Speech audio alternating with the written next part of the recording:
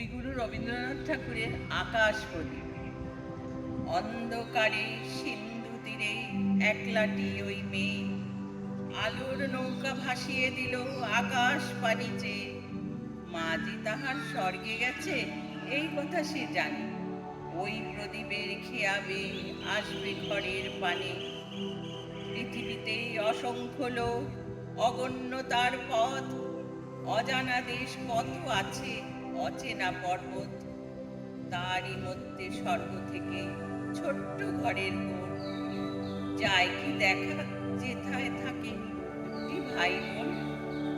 মা কি তাদের খুঁজে খুঁজে বেড়ায় অন্ধকারে, তারায় তারায় পথ হারিয়ে যায় শূন্যের পারে। মেয়ের হাতে একটি আলো জ্বালিয়ে দিল রেখে, সেই আলো মা নেবে চিনে অসীম দূরের থেকে। ঘুমের মধ্যে আসবে ওদের চুমু খাওয়ার তরে, রাতে রাতে মা হারা সেই বিছানাটির পরে।